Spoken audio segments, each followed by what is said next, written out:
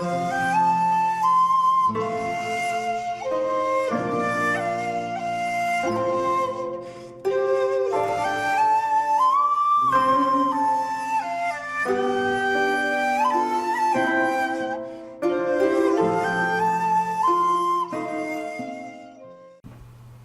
there, this is Solitron from Solitron Films, and welcome to another collection video. And today I'm going to do my Kino Lorber collection and recommendations, seeing as very much like the Indicator series, I have now watched all my Kino Lorber, so I can just kind of give quick recommendations on the films. I don't have a lot of Kino Lorber, but they do have some nice film noirs and some strange cult films that aren't always on Region B release. These are all Region A's, even though as I go through them, some of them are actually getting Region B releases. So let's just make a start. Hopefully it won't be too long. Looks like I said I don't have that many. So let's start alphabetically. So the first one is Avanti. This is a later Billy Wilder. I believe Masters of Cinema, Eureka, are releasing this soon. It stars Jack Lemmon and Juliet Mills. It's not amongst his best, but it's still worth having and worth watching because it's Billy Wilder. The next one is Burnt Offerings. This is a strange little film from 1976, starring Karen Black and Oliver Reed and Burgess Meredith and the little boy from Ben, the second Rat movie. And it's quite interesting because it's almost a precursor of The Shining, which was 1980, and the Amityville Horror. Both films came after this. This is about a family who rent a country home for the summer, but there's an old woman in the attic that they have to kind of look after just by leaving food out for her. And strange things start happening. It's probably about 15 minutes too long. It's a curiosity. I wouldn't necessarily recommend rushing out and buying it, but as a precursor to The Shining and the Amityville Horror, it's an interesting little curiosity. So that's Burnt Offerings, which is interesting because there's no burnt offerings in the film. That's a spoiler alert. The next one is Coop with James Woods. One of James Woods' fantastic 80s performances where he was ferocious and compelling, and you can't really take your eyes off the screen.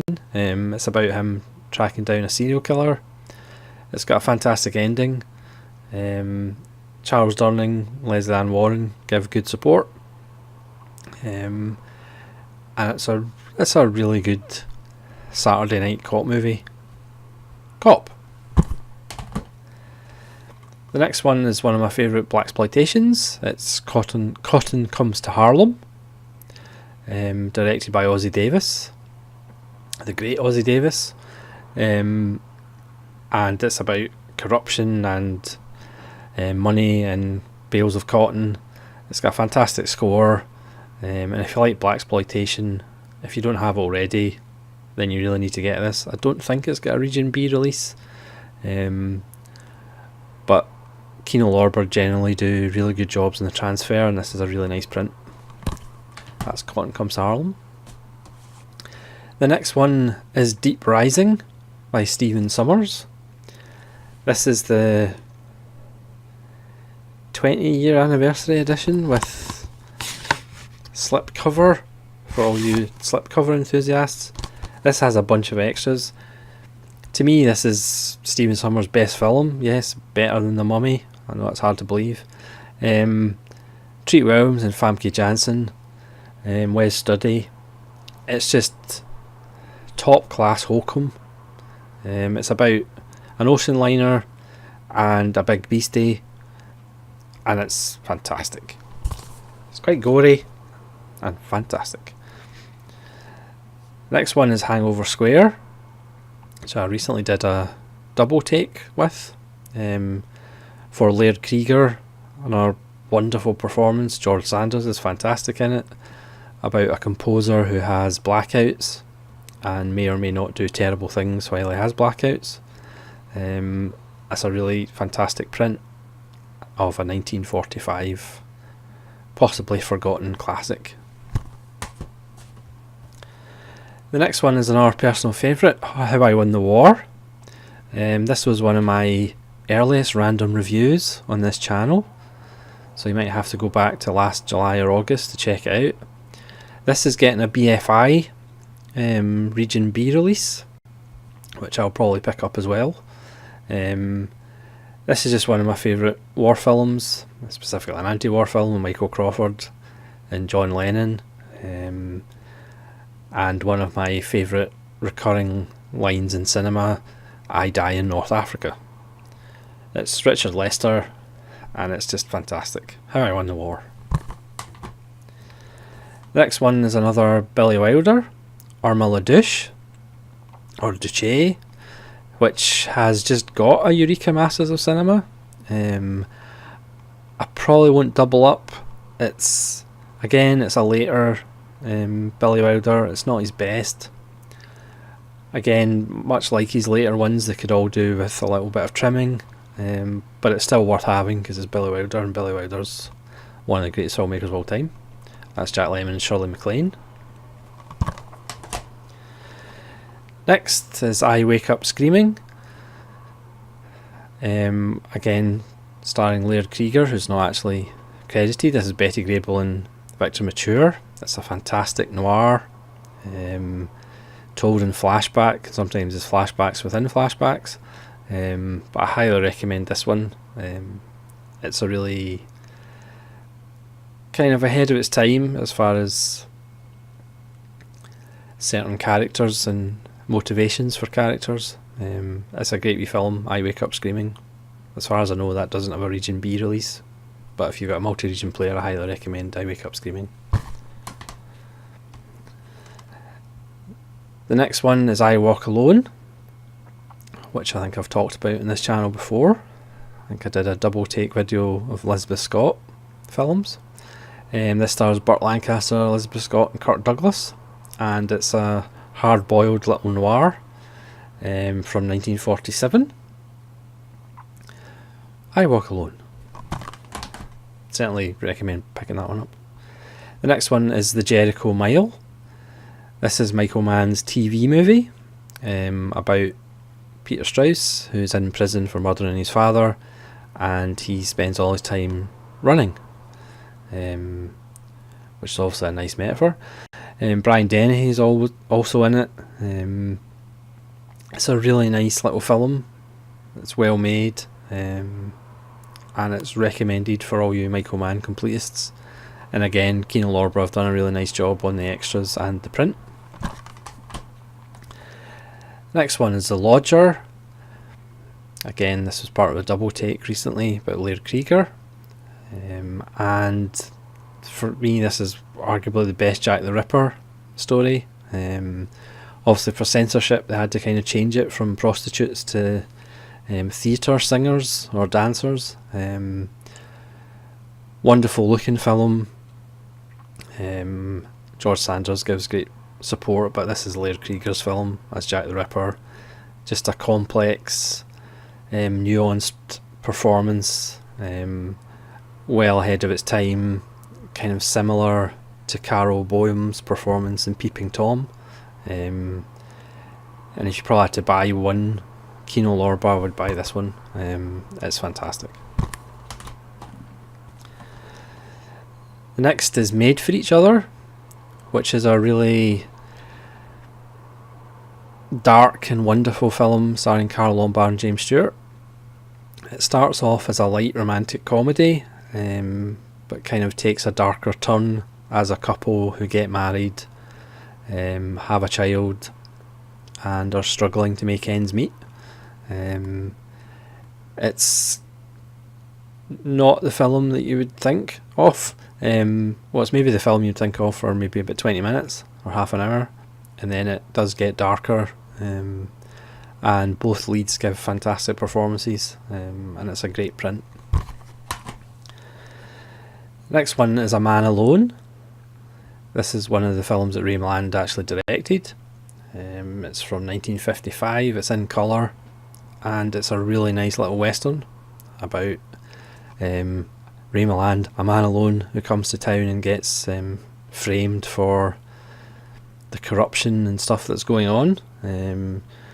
It's Grace Port Raymond Burr and Lee Van Cleef's in it. So if Lee Van Cleef's in it, you got to buy it. Next one is Miracle Mile, another one I did a recent double take on. This is a overlooked little 80s film about the end of the world. It's an unusual film. It maybe suffers a little bit sometimes with tonal shifts, but it's well worth checking out. This is available on Arrow Video in Region B. Next one is Mr. Destiny. This is a cheesy 80s riff on Capra and It's a Wonderful Life. Stars James Belushi and Michael Caine. James Belushi stars as a man who wishes his life was different, and Michael Caine is the angel that shows him how his life would turn out. It's cheesy, but I've always had a soft spot for it. Next one is Nothing Sacred. If you know anything about this channel, I'm a huge Kino Lorber fan, and this is a great film, and it's got a great print.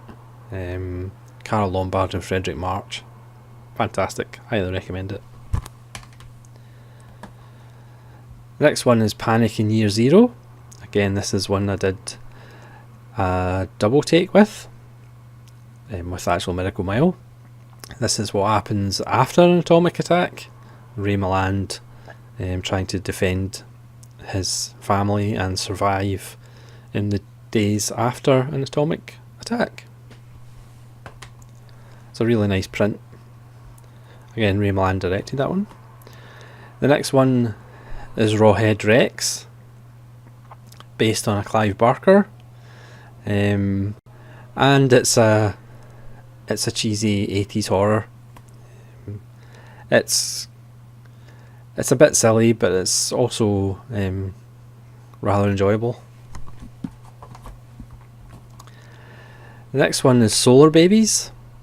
This is pure 80s cheese, starring Richard Jordan, Jason Patric, Lucas Hatz, Jamie Gertz, Charles Durning.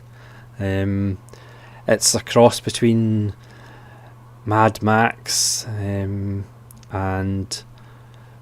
roller skating, and it's just a strange little film. But if you like 80s cheese, then it's highly recommended. Next one is Taking Care of Business, or Filofax as it was also known, and again this is a cheesy 80s comedy with James Belushi and Charles Grodin, and it's a riff on Trading Places. James Belushi is an ex-con who escapes from prison because he wants to see Game 7 of the World Series, and he accidentally finds Charles Grodin's Filofax, and he impersonates Charles Grodin with obviously hilarious consequences. Again, I've always had a soft spot for it. It's not a great film, but it always makes me smile. Next one is arguably the greatest film I've got in Kino Lorber. It's the 40-year anniversary edition of The Taking of Pelham 1 2 3. Obviously this is available on Region B, because it's one of the great films of the 70s, one of the great films period. But I got this just for added extras. There's an interview with Hector Alonso, interview with composer, interview with editor. There's a commentary, a Trailers from Hell, and again it's just another fantastic print. The Taking of Pelham 1 2 3. Anybody who doesn't like this film, be very wary of. The next one is a strange little film. They're Playing with Fire with Sybil Danning. This is a curiosity. It starts off as a kind of high school sex comedy. It turns into a bit of a giallo, and then it turns into a bit of a slasher, and then it's tonally it's all over the place. But Sybil Danning is very impressive in it, and it's those strange little films that were made in the 80s. And finally, Witness to Murder, which again I think I've done a random review on. I love George Sanders, Barbara Stanwyck's in this as well, and again it's just a fantastic little noir that I had no idea existed, and thanks to Kino Lorber I do now. So thanks very much for watching. Let me know which one of these you have, or which one of these you would be interested in having, and maybe let me know which Kino Lorber releases I should try and get.